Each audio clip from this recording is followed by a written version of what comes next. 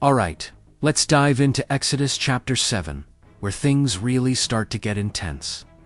We left off with Moses and Aaron back in Egypt, and God has a pretty wild job description for them. He tells Moses, "Hey, I've made you like God to Pharaoh, and your brother Aaron, he's your prophet." Talk about a promotion. So, the plan is simple.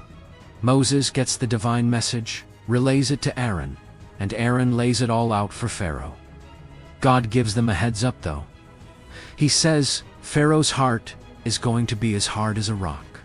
He's not going to listen. But that's all part of the master plan. God explains that this stubbornness will be the stage for him to multiply his signs and wonders. It's not just about getting the Israelites out. It's about making a statement. God wants every single person in Egypt, from the lowest servant to Pharaoh himself, to know without a doubt that he is the Lord. This whole epic confrontation is designed to bring Israel out and deliver justice, all while revealing God's ultimate power.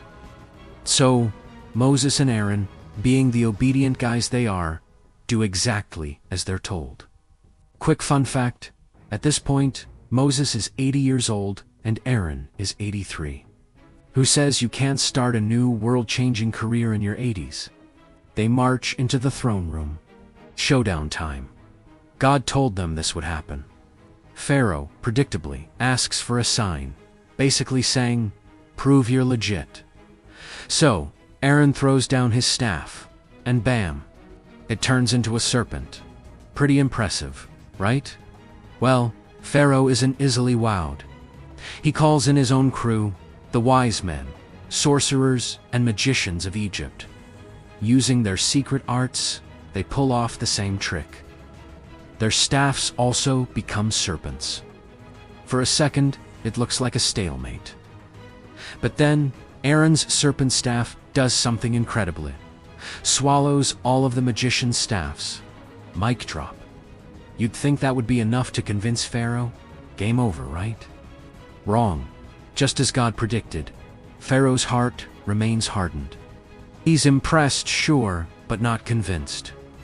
He basically shrugs it off and refuses to listen. So, God sends them back for round 2.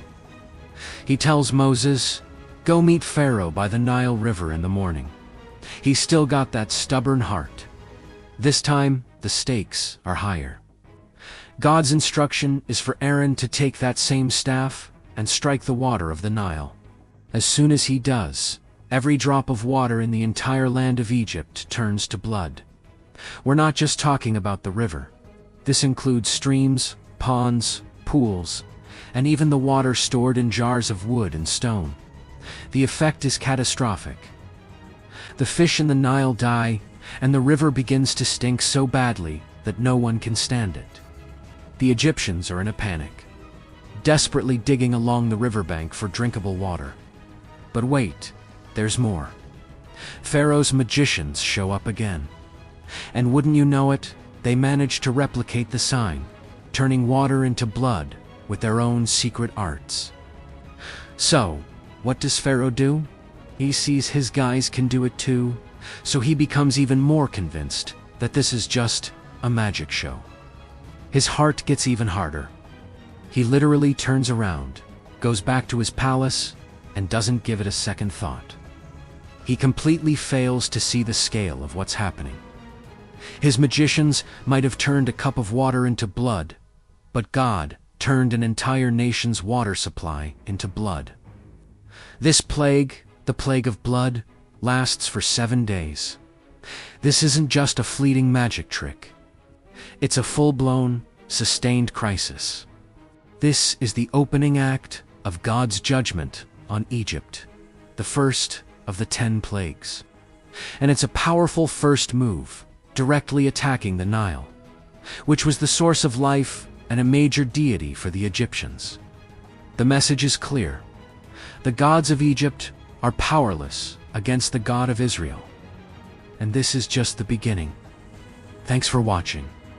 If you're enjoying this deep dive into Exodus, make sure to hit that like button and subscribe so you don't miss what happens next.